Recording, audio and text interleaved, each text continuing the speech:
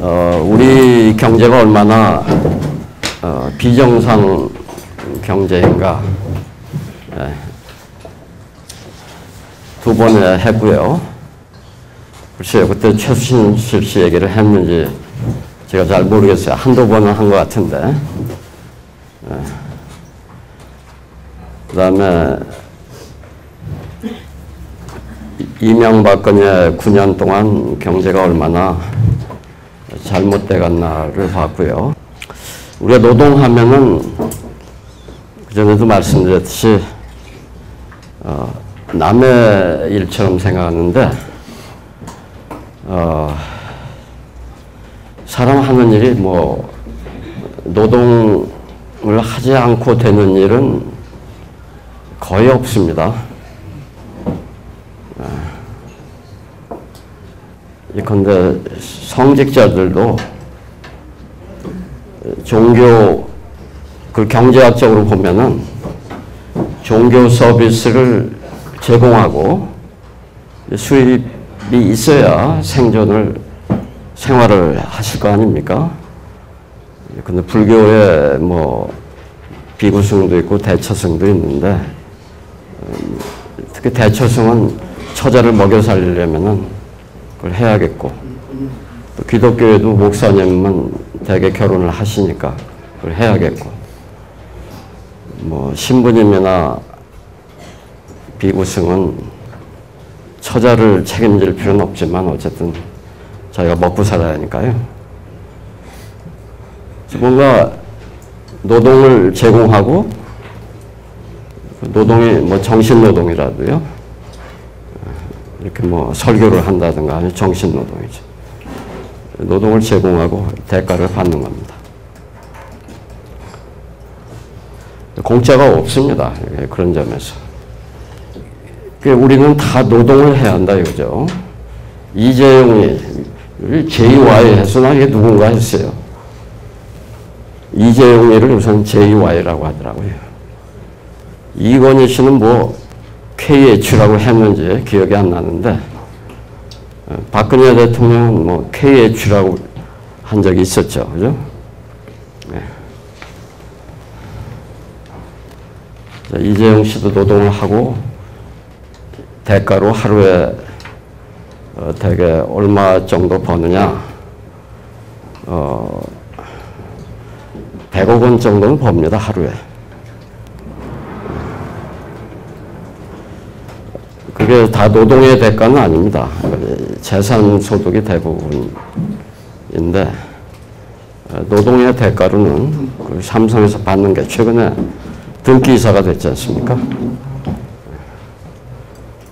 얼마를 받는지 정확하게 모르겠어요. 100억을 받는지 200억을 받는지 그 정도면 하루에 1억이 노동소득은 1억은 채 안 되지만은 그래서 최순실이보다 얼마나 우선 소득 이재용 씨의 소득 회장의 소득과 부회장입니까? 네. 최순실 여사의 소득이 구성이 어떻게 되는지 총액이 어떻게 되는지 이재용 씨의 소득도 잘 모르고 불투명하고 최순실 씨의 소득도 불투명합니다. 재산이 얼마나 있고 그 재산에서 얼마나 재산 소득이 생겼는지 그 부분이 불투명하죠. 그래도 어쨌든 재벌 총수도 노동을 해야 하고요. 제가 최근에 그 스티글리츠라는 노벨 경제학상 받은 분이 이런 책을 썼어요. 한 달쯤 전에 박원순 시장이 미국에 갔는데 뭐 이 책이 나왔더라고요. 그 사진에. 그래서 그런 책이 나왔나 보다. 저도 몰랐었는데 미국 경제의 룰을 다시 쓰자 이러는 겁니다. 책 제목이. 요새 야구로 하면은 미국 야구 규칙하고 뭐 한국 야구 규칙이 거의 같겠지만요. 어떤 야구의 규칙을 새로 쓰자. 야구인에게는 야구를 하는 선수, 감독, 또 야구를 보는 그 관중에게 다 야구의 규칙이 중요하겠죠, 그죠? 야구 규칙 새로 쓰자는 얘기는 거의 없어요. 근데 미국의 경제의 규칙을 새로 쓰자고 노벨 경제학상을 받고 콜롬비아대 교수로 있으면서 현재 루즈벨트 재단이라고 해야 하는지 모르겠어요. 인스티튜트인데 재단법인지 사단법인지는 제가 모르겠네요. 재단법인일 가능성도 좀 있겠죠. 거기 이사장 격으로 있는 사람이 얘기했는데 그럼 왜 그럴까요? 왜 축구 규칙, 야구 규칙 그런 건 새로 쓰자, 바꾸자 이런 얘기가 별로 없는데 미국 경제의 규칙을 새로 바꾸자 이런 얘기가 왜 나오겠습니까? 맞습니다. 예. 공정하지 않기 때문에 나오는 겁니다. 룰이 공정해야 합니다. 공정하다는 게 영어로 fair입니다. 바로 이윤정 씨가 말씀하셨듯이.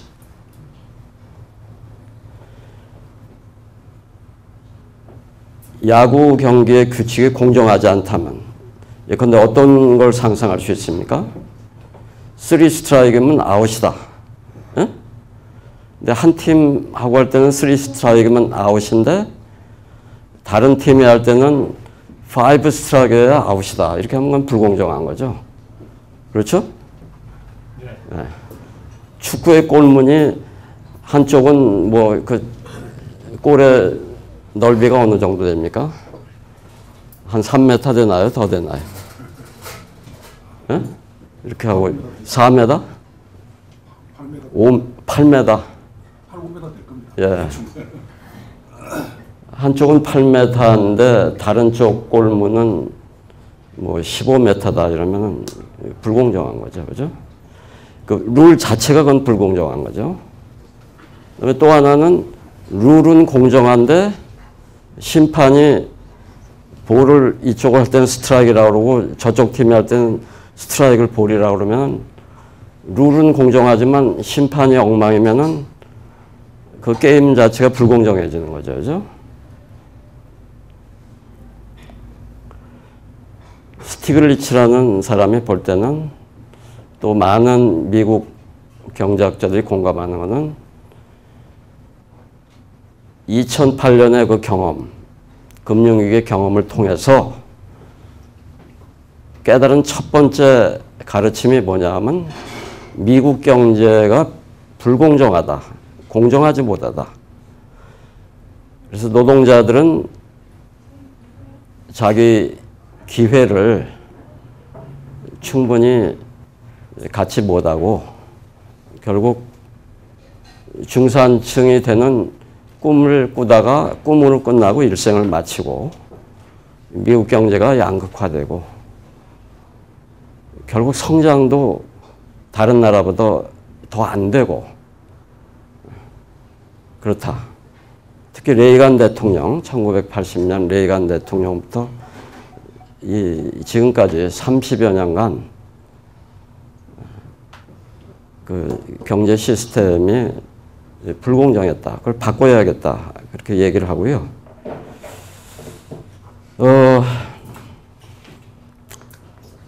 거기서 바꿔야겠다는 내용 중에 절반 정도가 노동개혁이에요.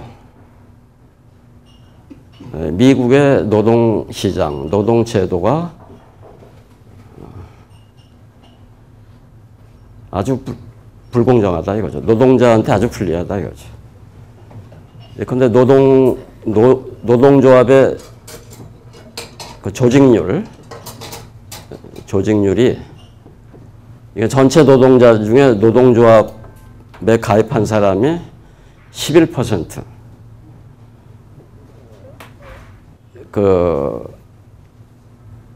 우리 한국도 10.4%인가 그래서 아주 고지표가 미국하고 한국하고 아주 비슷해요. 노조가 조직이 되고 노조의 활동이 보장이 돼야 하는데 미국 정부도 지난 3, 40년 동안 되도록이면 자본가들이 노조를 파괴하는데 미국 정부가 그냥 방관을 했다 이거죠. 한국 정부가 방관하는 정도가 아니라 미국 정부보다 더 사용자 편에서 노조를 탄압했죠. 그래서 지금 한상균 민노총 위원장도 작년에 그 백남기 님이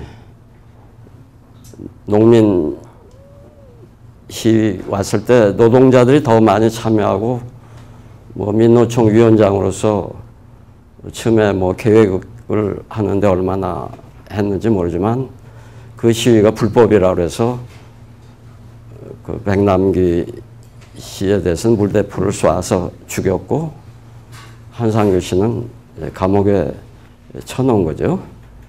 구속시킨 거죠. 그리고 뭐 유죄를 지금 때리지 않았습니까? 대법원까지는 안 갔지만 뭐 5년인가 3년인가 아주 중형을 때렸죠.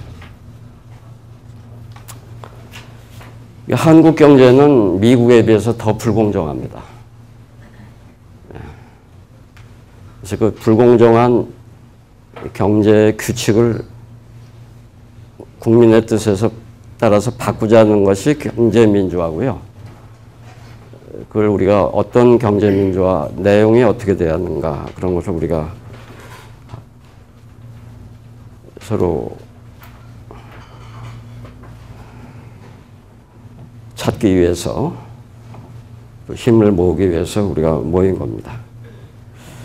최근에 최순실 씨 문제가 노출이 됐습니다. 네. 지난 토요일에 3만 명 이상의 시민들이 모여서 서울에서 시위를 했고요. 또 전국에서도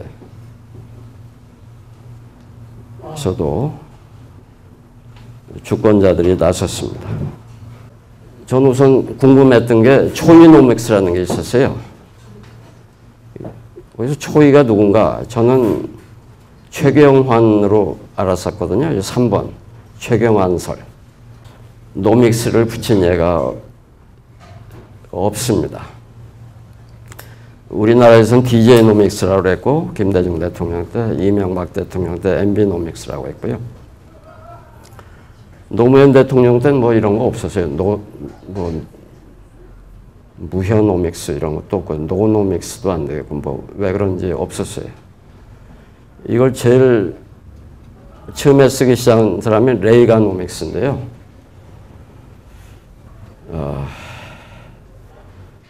레이간 대통령 때부터 미국 경제가 특히 불공정해졌거든요.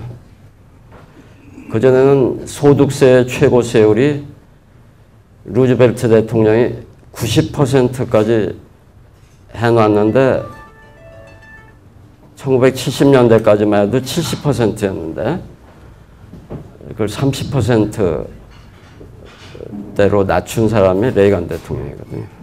그러면서 미국이 트리클 다운 에코노믹스를 주장했는데 레이가노믹스의 주요 내용이 결과는 2등 국가로 전락할 그런 위험이 있는 거죠. 우리는 최경환이 경제부총리가 됐을 때 초이노믹스라는 말을 했어요.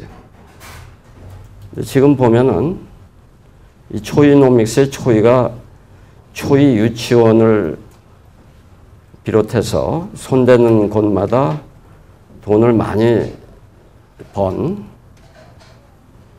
그래서 꿈대로 꿈을 이렇게 연불 외듯이 이렇게 주문을 외면은 대박이 나는 그런 최순실을 따른 것인지, 이거 제 얘기 아니에요. 오늘 어느 분이 일본에서 가르치는 한국 교수가 오늘 한겨레에 쓴 칼럼에 나오는 얘기예요.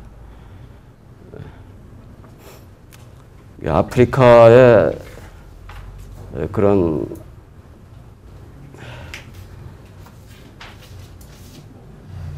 그 무당, 우리나라에서 무당이라고 하는데, 하여튼 주문을 외우고 이렇게 하는 미신을 믿는 사람들이 있다고 합니다. 바로 레이가노믹스가 나왔을 때 그 미국의 민주당을 지지하는 경제학자들은 레이가노믹스가 말이 안 된다. 그래서 레이가노믹스를 부두 에코노믹스라고 그랬었습니다. 제가 미국에서 공부할 때이기 때문에 저도 기억을 합니다. 80년대. 레이가노믹스가 그렇게 많이 피해를 줄 줄은 30년 지나는 동안 뭐 저도 상상을 못했는데 미국 경제를 이렇게 망쳐놨습니다. 초이노믹스, 뭐 요새는 안 쓰고 최경환이 그만 뒤에는 거의 안 쓰지만은 어쨌든 초이가 왜 그때 갑자기 나왔는지 궁금해요. 최경환을 뭐 나중에 성공하면은 후계자로 만들려고 했는지, 19대 대통령 뭐 새누리당 후보로 하려고 했는지. 최태민설도 있어요.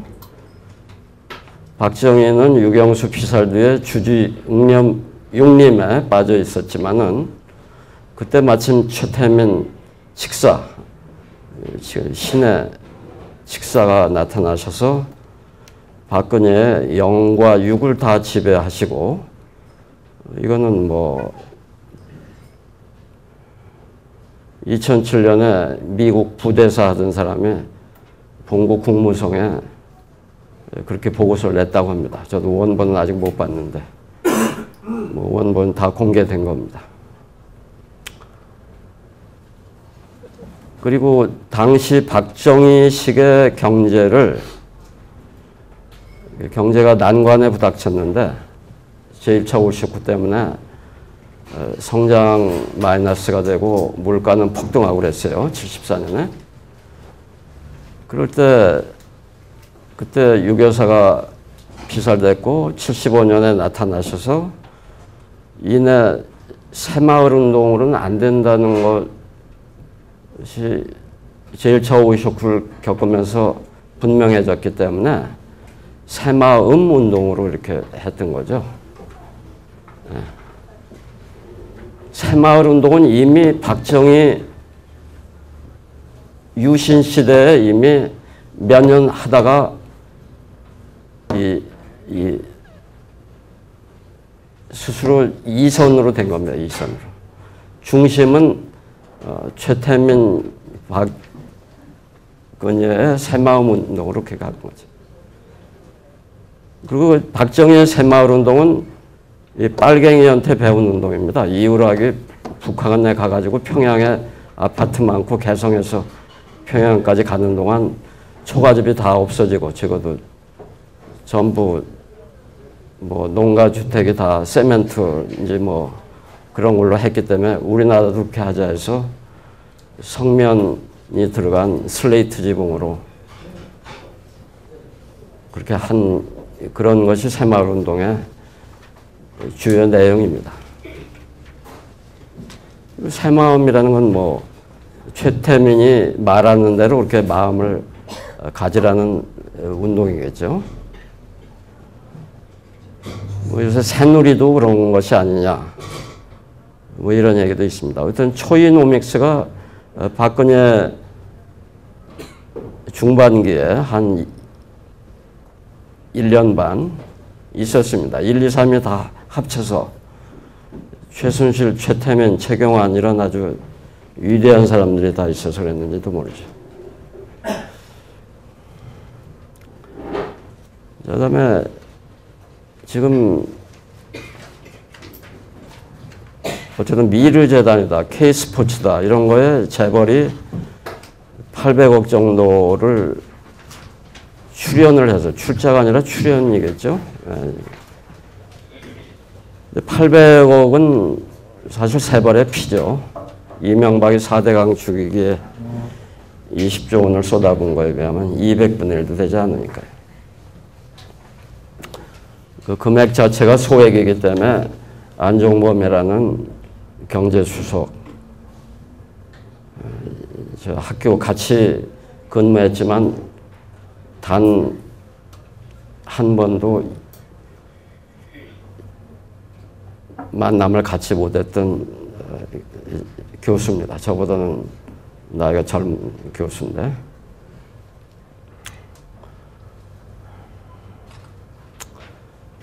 경제수석을 통해서 뭐 심부름꾼 시켜서 이렇게 된 겁니다.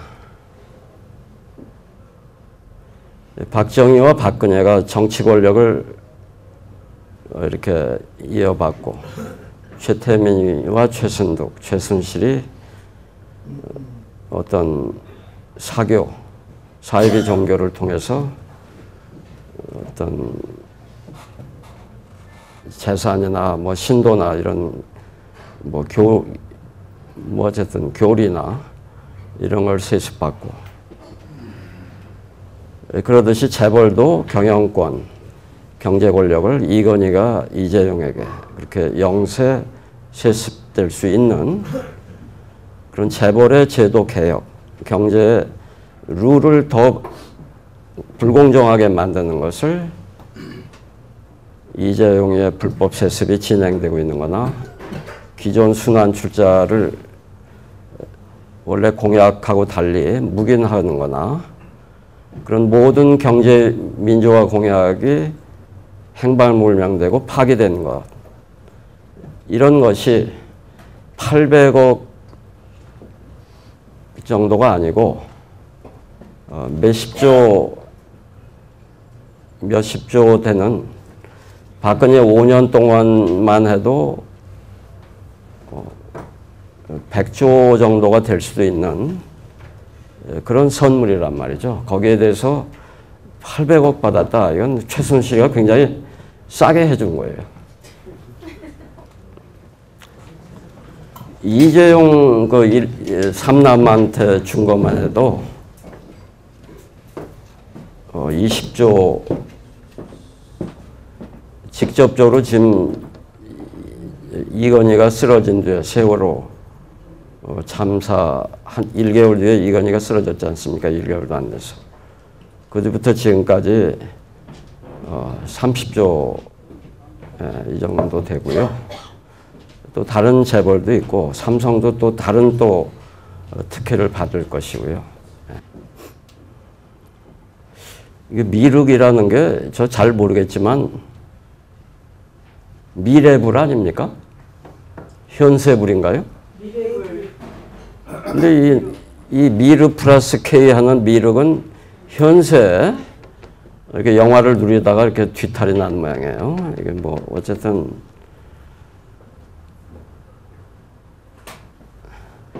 규제가 암덩어리다 해서 규제를 막 풀어주는 거, 이것도 전부 재벌에 주는 선물이죠.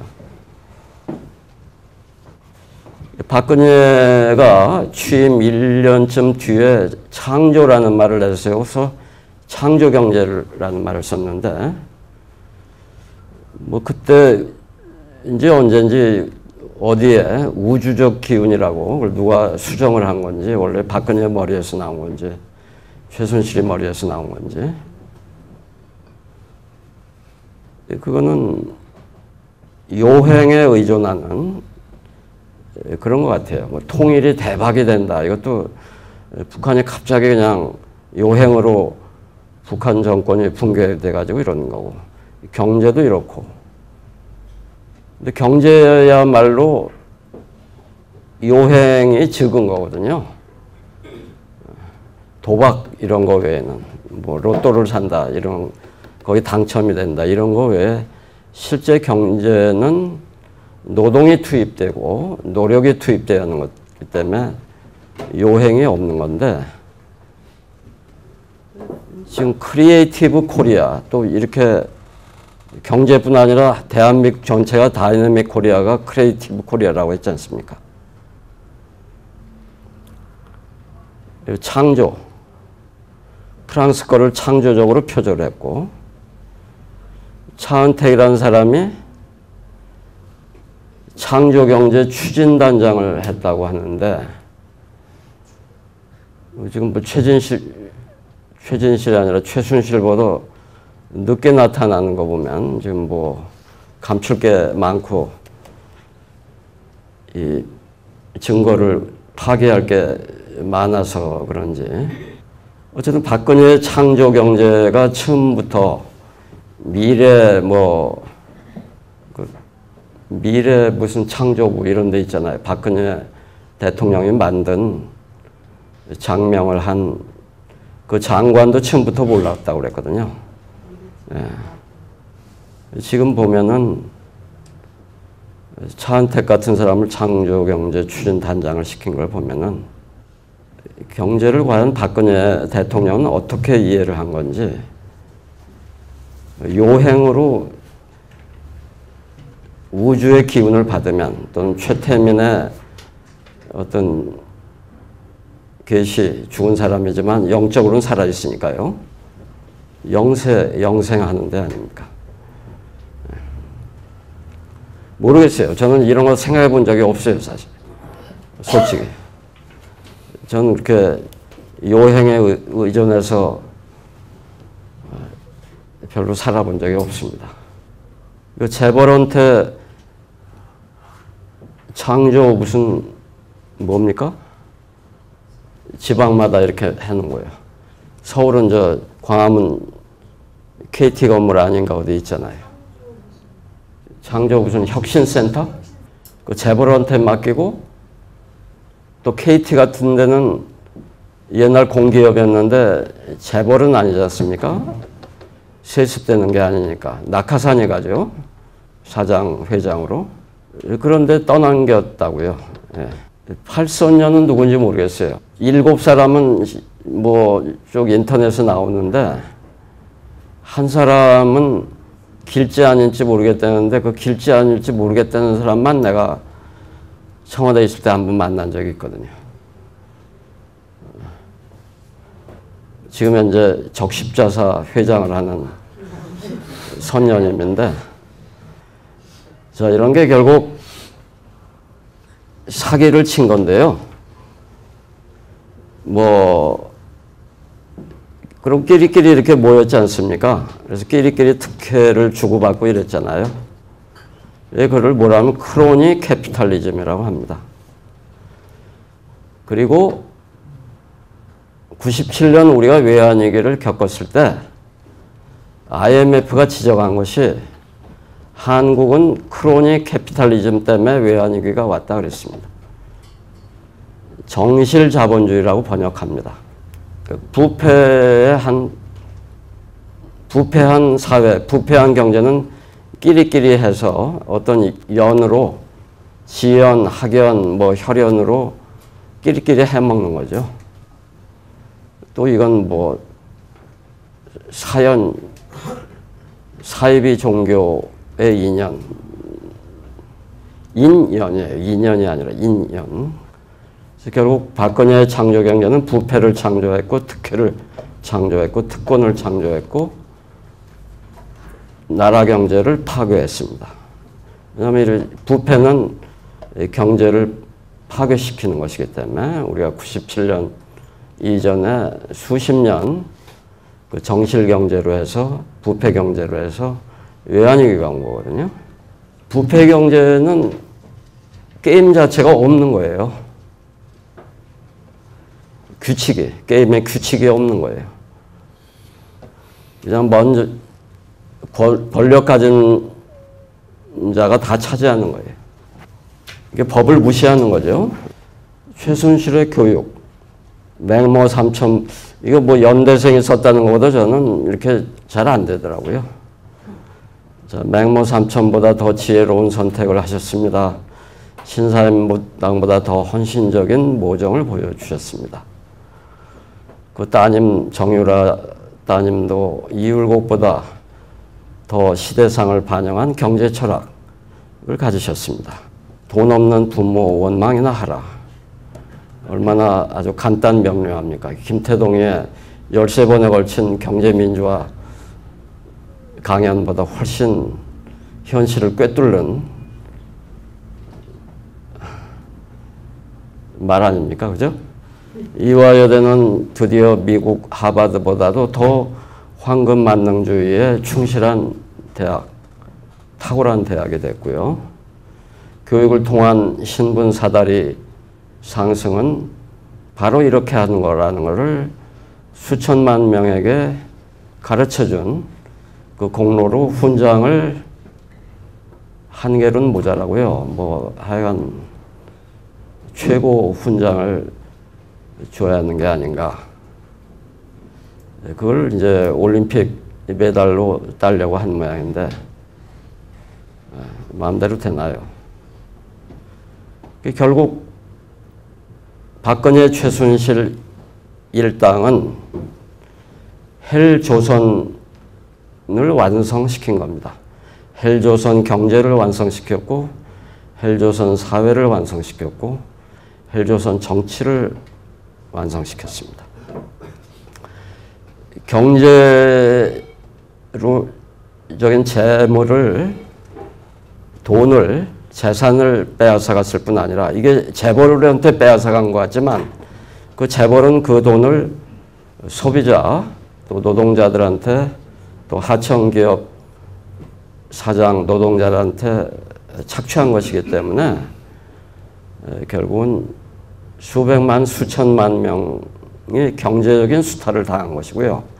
그게 800억 정도가 아니고 아까도 말씀드렸듯이 지난 3, 4년만 해도 100조 이상이 된다 이런 얘기죠.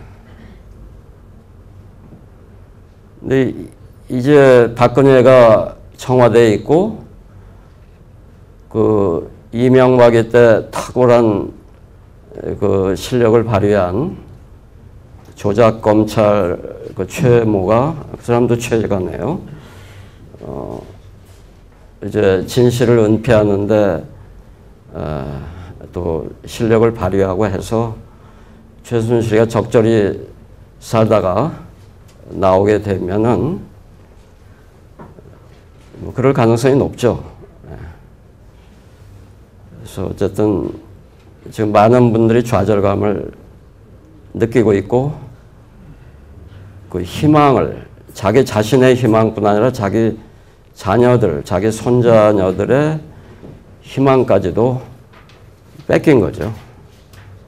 이게 무서운 거죠. 희망을 뺏은 게. 헬조선이 입체적으로 미래에 걸쳐서 완성이 된 겁니다. 자, 이제 오늘 주제로 노동으로 넘어가야겠습니다. 박근혜 최순실이 노동에 대해서 어떤 얘기를 했는지 뭐 직접 안 들어도 뻔합니다. 노동이라는 것은 천한 것들이나 하는 것이다. 재벌 총수 일가만 자기들하고 상대할 수 있다고 생각해서 그런 신분제, 실질적인 귀족으로 인정을 한 거고, 박근혜는 뭐 최순실의 지시를 받았는지 어쨌는지 노동자를 계속 핍박했고요.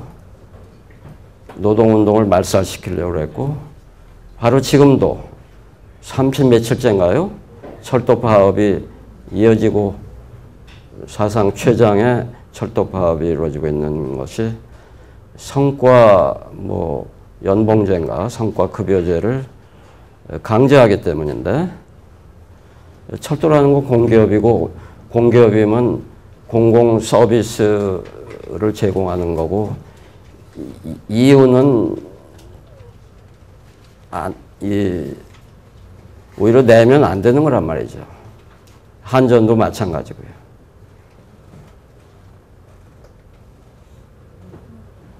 근데 한전은 뭐 성과급여제가 도입이 됐는지 모르겠어요.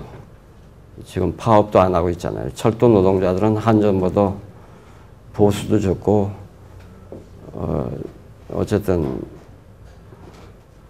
이걸 반대하는 건 너무 당연한 겁니다. 왜냐하면은 이게 뭐 평가를 할 어떤 근거가 있어야죠. 야구면 뭐 타율이 얼마다, 타점이 얼마다 이렇게 해서 평가가 되고 축구 선수는 골로 됐는데 이게 어떻게 되냐 말이죠. 뭐 정시에 했느냐, 뭐 버스 기사 이런 사람들 그렇게 하니까 안전을 무시하게 되고 지하철도 그렇게 되고 철도도 그렇게 되고.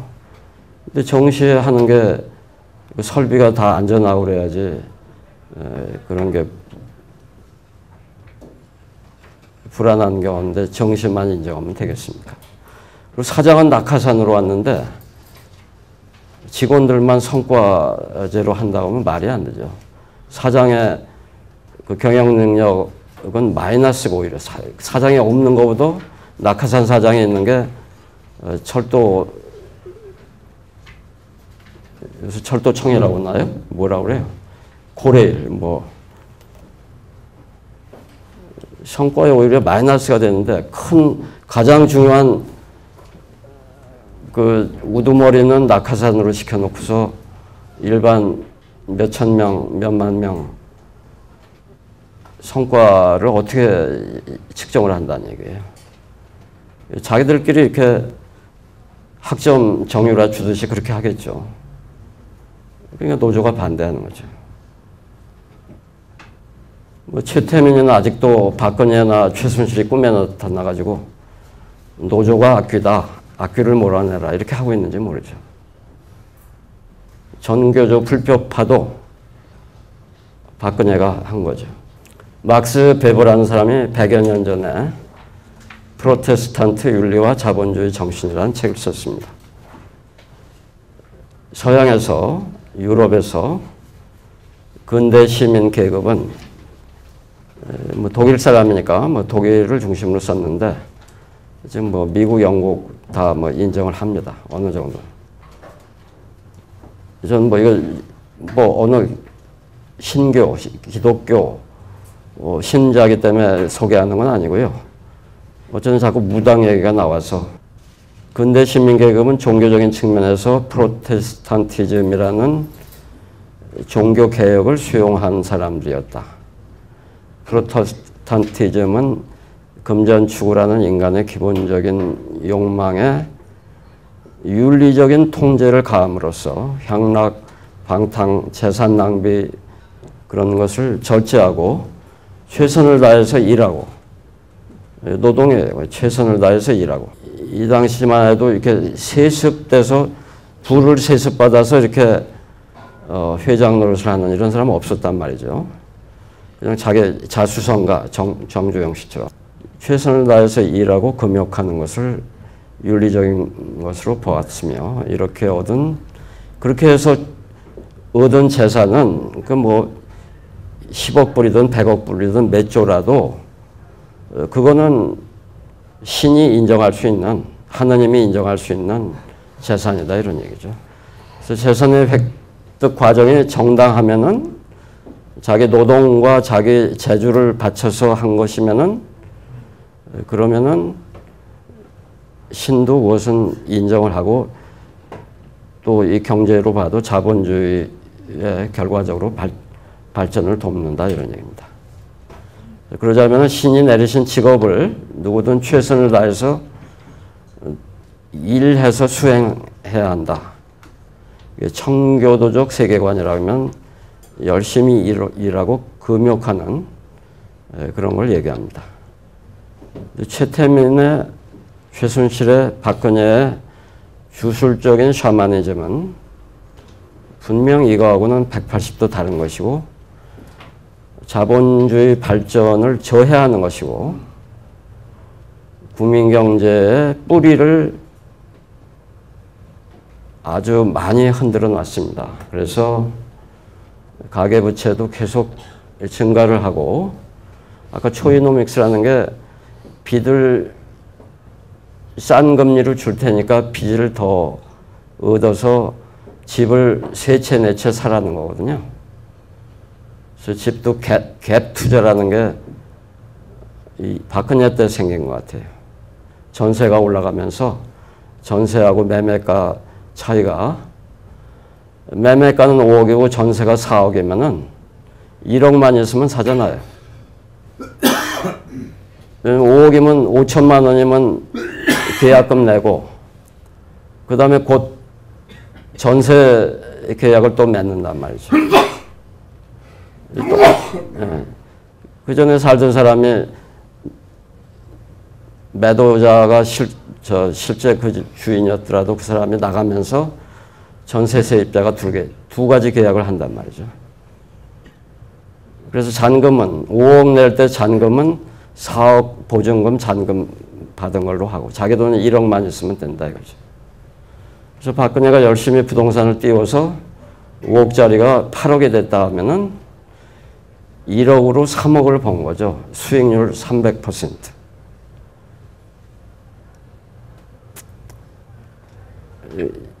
그게 언제나 갈 수가 없는 거죠. 그래서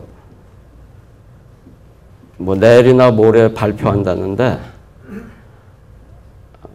그 억제책을요. 강남 뭐 많이 오르고 재건축 아파트 오르고 그래서 글쎄요. 강남 사람들도 가만히 있겠어요. 청담동도 있고 그렇잖아요. 최순실 타운도 있고.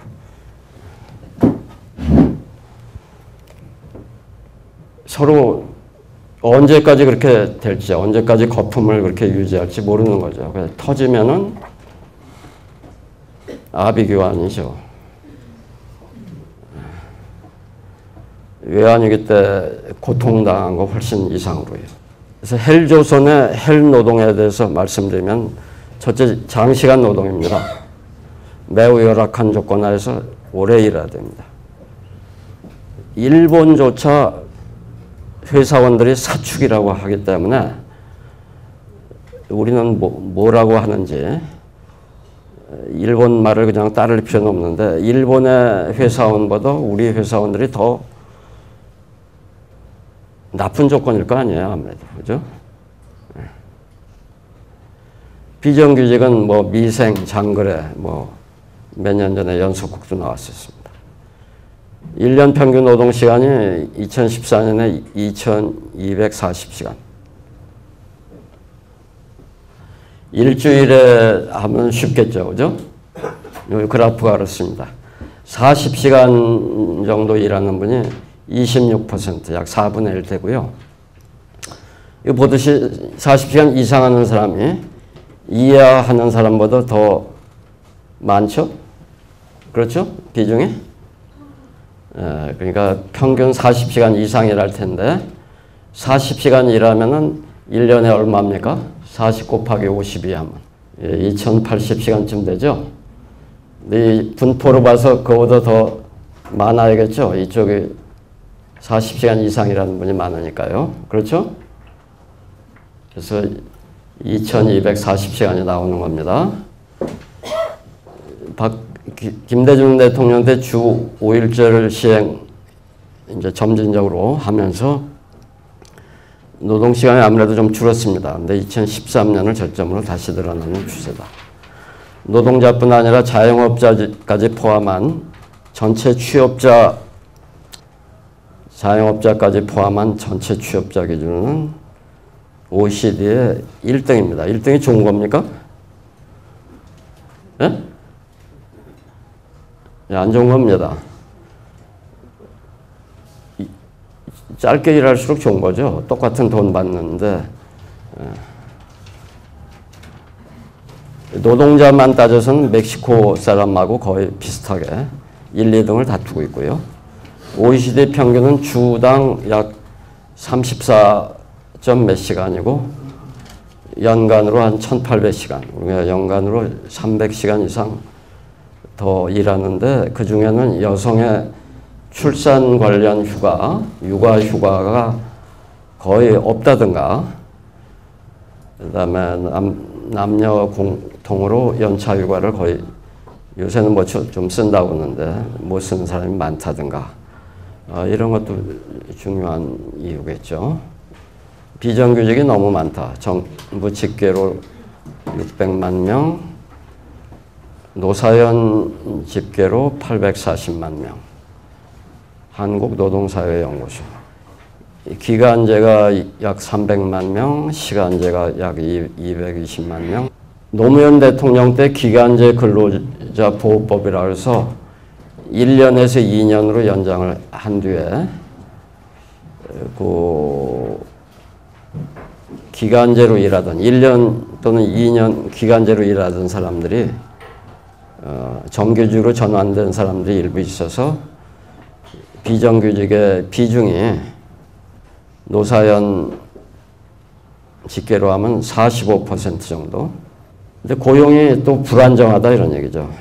10년 이상 한 군데서 지금 현 직장에서 일하고 있는 사람 비중이 전체 노동자의 18%밖에 안 된다. OECD에서 꼴찌다.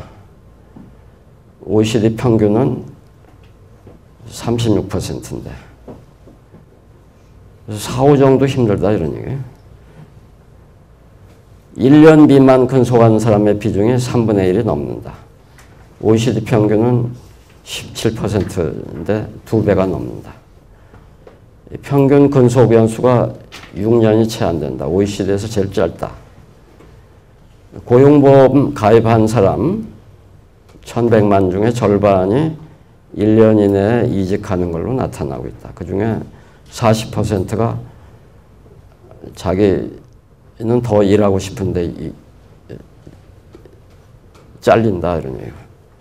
정년 퇴직하는 사람은 100명에 1명도 안 된다 이런 얘기예요. 헬, 지옥이죠. 근데 이상하게 정규직 고용보호지수는 꼴찌는 아니다. 22, 이게 중하위권인데 워낙 다른 게 다 독보적으로 꼴찌라서 근데 지금 정부가 얘기하는 게 노노 갈등을 유발해서 이 정규직들을 노동 귀족이다 뭐 이렇게 얘기하고 있잖아. 노동시장 유연성이 경제성장에 기여하느냐?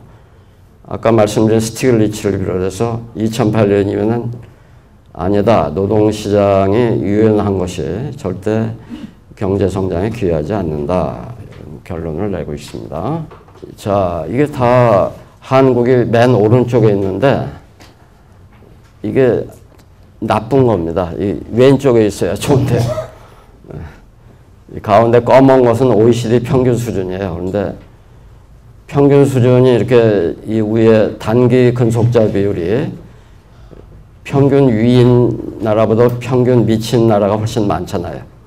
평균이 여기 와 있는 거는 이렇게 중간이 아니라 여기 와 있는 건 바로 한국이 혁혁하게 한 나라가 이 그리스, 룩셈부르크, 이탈리아 이런 세 나라 몫을 한국 혼자 하고 있기 때문에 그렇습니다.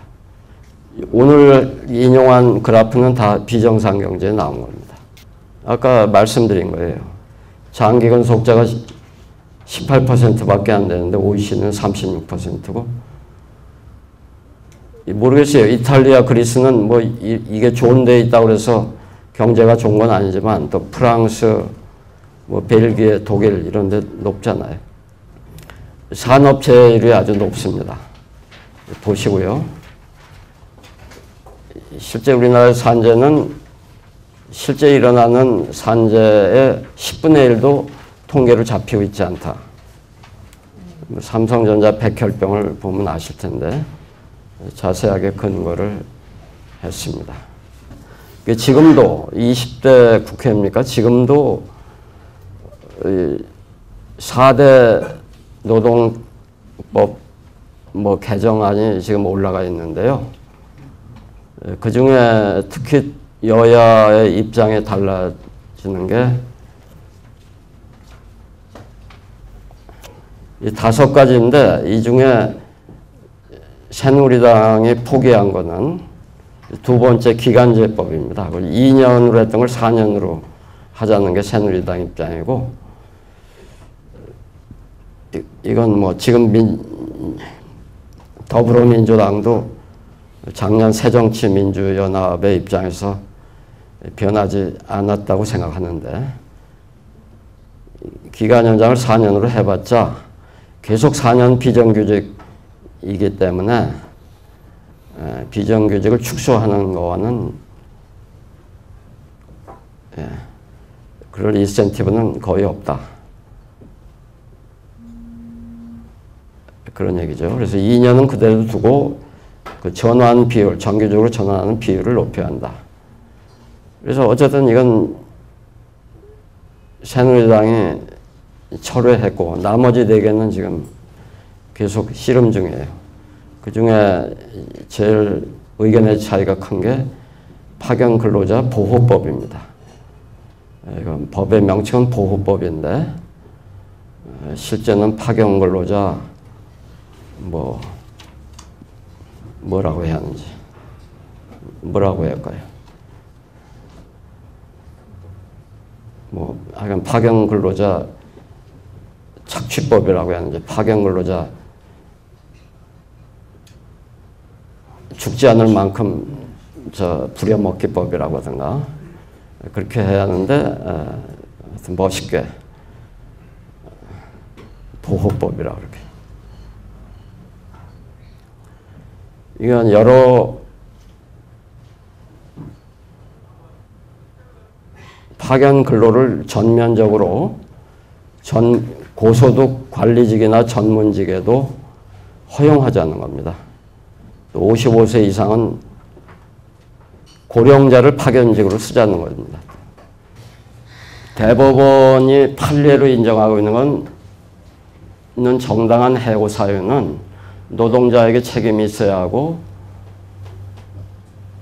물론 긴박한 경영사의 필요가 있으면 예외가 되지만 그 긴박한 경영상의 필요 이것은 이 긴박하다는 게 법률 용어가 아니거든요. 그래서 그 정도가 사회 통념상 고용관계를 지속할 수 없을 정도로 심각해야 하며 실적 부진, 업무 능력 부족만으로는 해고할 수 없다. 이것이 헌법 정신 또 근로기준법의 취지에 맞다는 게 그동안의 판례인데 박근혜 최순실 정권은 저성과자 일반 해고 지침을 만들었어요. 이게 법률이 아니에요. 국회를 통과한 게 아니에요. 수천만 노동자들이 관련된 거를 행정부 지침으로 그냥 만든 거예요. 시행령도 아니에요. 지침이라는 거예요.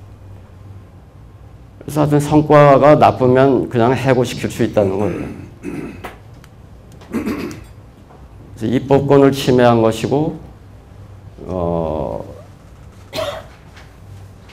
근데 문제는 저성과인지 아닌지 어떻게 아냐 이거죠. 이게 낙하산들이 와가지고. 또 민간기업은 재벌들이 세습한 이재용이나 이런 친구들이 어떻게 알겠냐고 이게. 성과를 어떻게 평가를 할 수 있겠냐고. 야구 심판을 하려면 제대로 해야 할 거 아니에요. 그리고 이제 또 이건 성과의 평가를 해서 저성과자는 해고를 하고 또 해고 안 하면은 성과 연봉제에 대해서 아까 말씀드린 성과 연봉제로 연봉에 큰 차이를 두겠다는 거죠.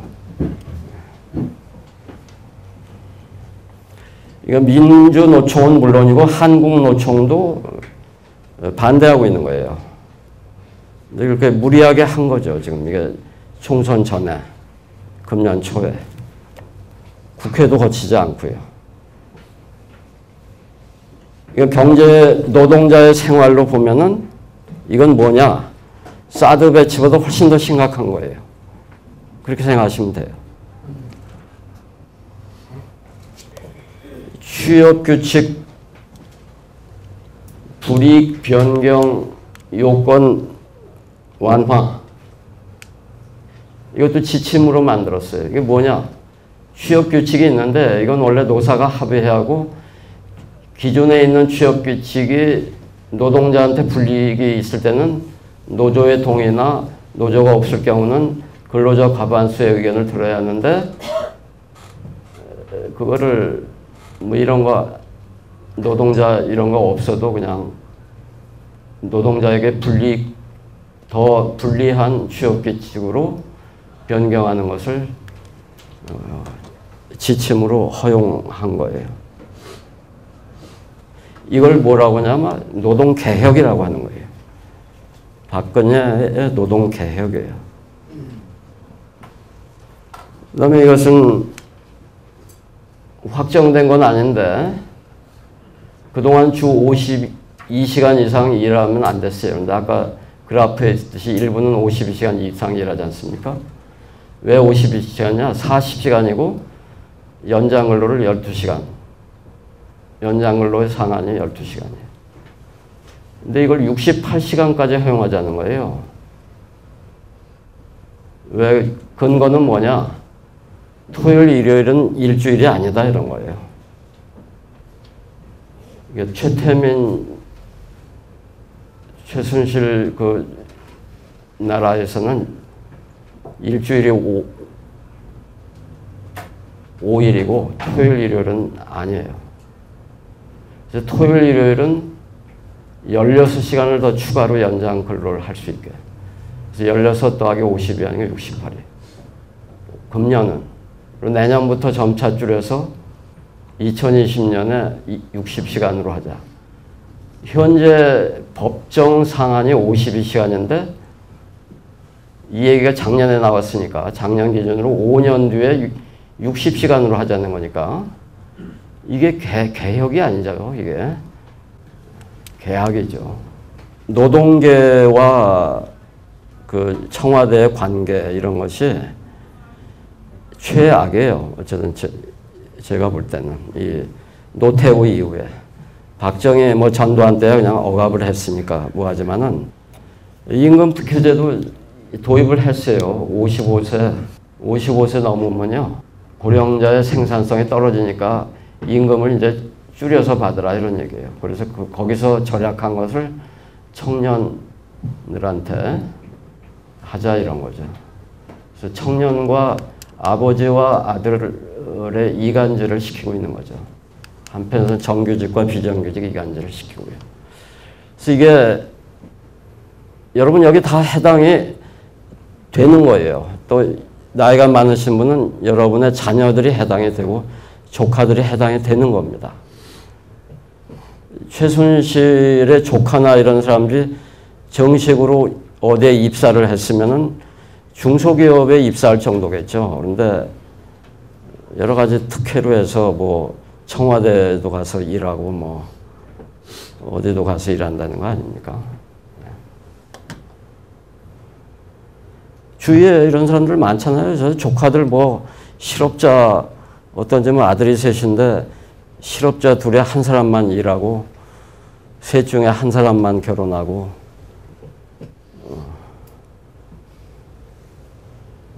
충분히 제가 이것을 현실의 그 비극을 여러분께 전달할 수 없어요. 그런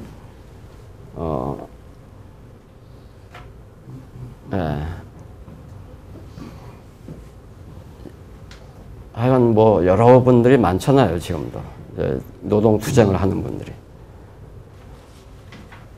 노동개혁을 해야 경제민주화가 되는 거죠. 재벌개혁만으로는 안 되죠. 이게 뭐 손가락 5이 됐든 간에 10이 됐든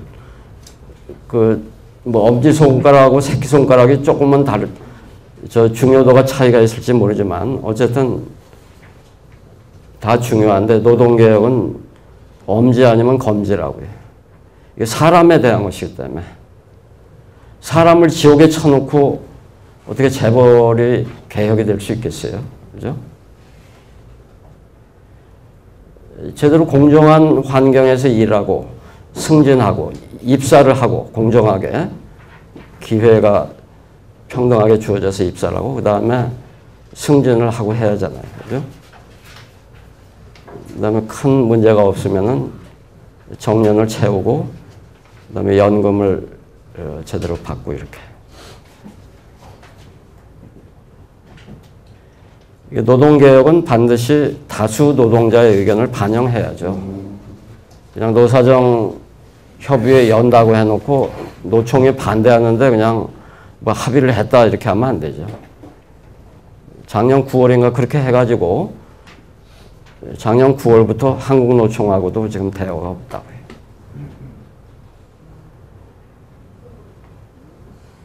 그래서 우선 박근혜, 최순실의 노동계약을 즉각 중단해야 합니다.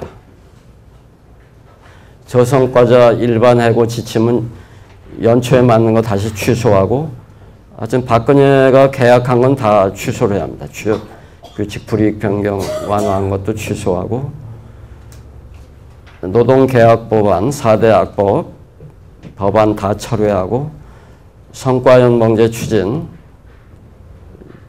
지금 서울시는 뭐 노사 합의로 한다고 했는데 합의가 됐는지는 모르겠습니다. 어쨌든 파업은 중단이 됐는데 철도는 계속 파업을 하고 있잖아요. 사고도 나고. 사고가 나면 노동자들 뭐 이렇게 책임 떠넘기고요. 나쁜 거는 노동자들 책임이고 좋은 거는 전부 이익이나 승진은 낙하산이나 뭐 최순실 떨거지들이 다 차지하고. 이 노동의 기본 원칙은 동일노동 동일임금입니다. 그 사람이 남자냐 여자냐 정규직이냐 비정규직이냐에 의해서 여성이나 비정규직이라고 불이익을 받는 일이 있어서는 안 되는데 한국이 가장 그게 차별이 심하다. 그 차별을 줄여야 한다 이런 얘기죠. 이 스티글리츠 책에도 거기는 비정규직은 미국은 별 문제가 심각하지는 않은데 여성도 상당히 우리나라에 비하면 뭐 경제활동 참여도 많이 하고 하는데도 불구하고 여성 차별이 심하다. 리라이팅 더 룰에 들어가 있어요. 미국이 천국이 아니에요. 기회의 땅도 아니고. 그래서 정유라가 독일에 간 모양이에요. 정유라가 아주 똑똑해요. 미국에 가서 왜 승마를 안 배우고 독일에 갔는지.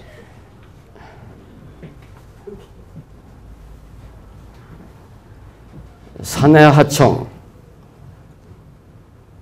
이게 뭐냐? 현대자동차에서 일하는데 실제 이 사람은 하청기업의 노동자인데 현대자동차 안에 가서 일하고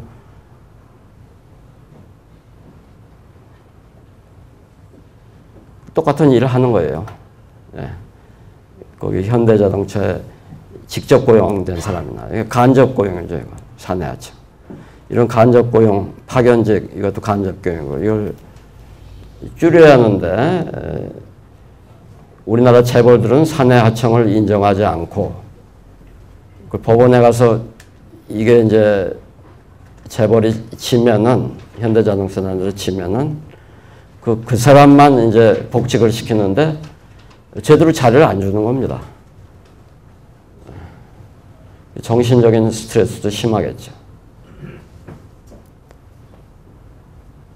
그렇게 한 사람 한 사람 하니까 계속 소송 만들어 나고 그래서 항의를 하고 그러면은 벌금 뭐 그걸로 소송해서 불법이다 해서 벌금 매기고 노동조합의 활동을 이 OECD 선진국만큼 적어도 보장을 해줘야 합니다. 약자이기 때문에. 그래야 노동 조정률이 낮은 나라일수록 소득 양극화가 심하고 경제 성장도 저조합니다. 스티글리츠. 고용부와 노동청, 노동위원회 등이 다 노동자를 위한 기관이라는 본분에 충실해야 합니다. 최저임금으로 기초생활이 보장이 돼야 하고 현재는 그렇지 못해서 서울시는 생활임금을 도입했습니다. 통상임금입니다. 요금이 합니다. 죄송합니다. 이거 어디 갔어요, 지금?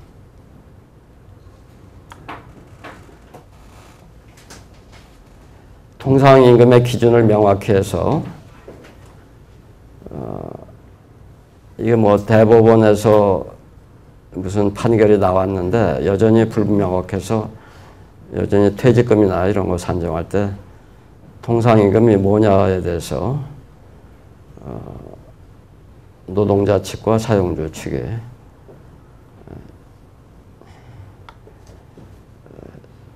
그 의견 차이가 큽니다. 소송도 많고요.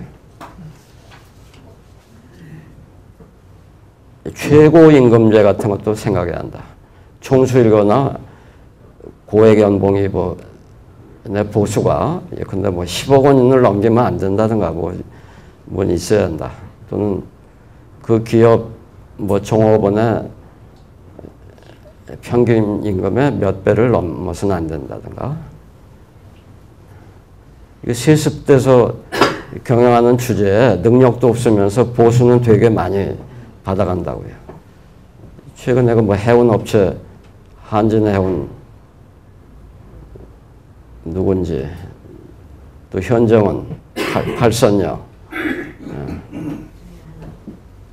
되게 적자 내면서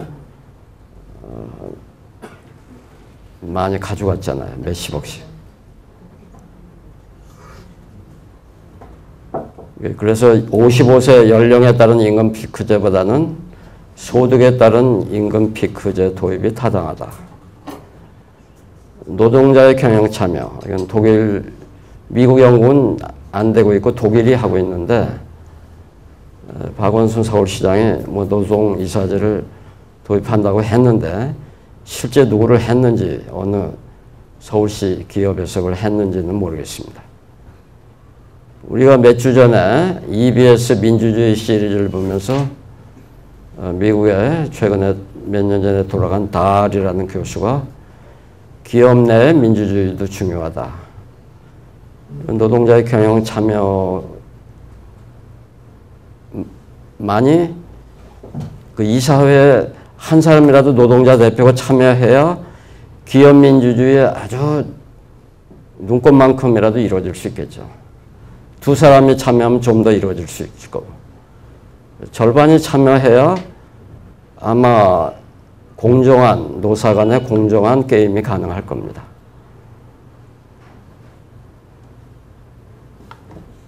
외환위기 직후에 사회적인 대타협이라는 걸 했었습니다. 박근혜 정부도 이런 걸 한다고 했는데 작년에 결렬이 됐어요. 이때 정부가 중립이 아니고 사용자는 강하고 노동자는 약하기 때문에 정부는 그런 걸 할 때 노동자 편에 서야 한다고 생각이 됩니다. 그거를 마치 중립인 것처럼 하면서 실제는 재벌 편에 서서 하기 때문에 문제입니다. 엊그제 토요일 날 바로 요 근처에서 최순실, 박근혜 퇴진, 하야 시민 집회가 있는데 16살 고등학생이 이런 말을 했다고 그래요. 불의가 법이 되면 투쟁은 의무다. 지금 오늘 하는 거에서 말씀드리면은 그 지침으로 저성과자 해고시키겠다. 취업규칙 노동자 의견 묻지도 않고 그냥 불리하게 하는 것도 마음대로 사용자 마음대로 하겠다. 지침이 국회도 거치지 않고 그렇게 일방적으로 노동자한테 불리한 그런 걸 했어요. 그렇게 불의가 법이 됐습니다. 박근혜 치하에서, 최순실 치하에서. 그럼 노동자의 투쟁은 사실 현재보다 더 가열차게, 더 강하게 일어나야 하는데 왜 그렇게 안 되겠습니까? 그게 노동자들이 무슨 기회주의라고 그렇겠습니까? 너무 그 희생이 크기 때문에 불법 파업으로 몰리면은 그렇기 때문에 겁이 나서 단체 행동도 겁이 나서 못할 정도로 경제가 민주화가 안 된 나라가 대한민국입니다. 그래서 16살 고등학생 말이 지당한 말이지만은 이 성인들이 그 사람이 노동자든 교수든 누구든 간에 불의가 법이 되어도 행동할 수 없는 지옥에 우리가 살고 있는데 그래도 행동을 해야 바뀝니다. 감사합니다. 네.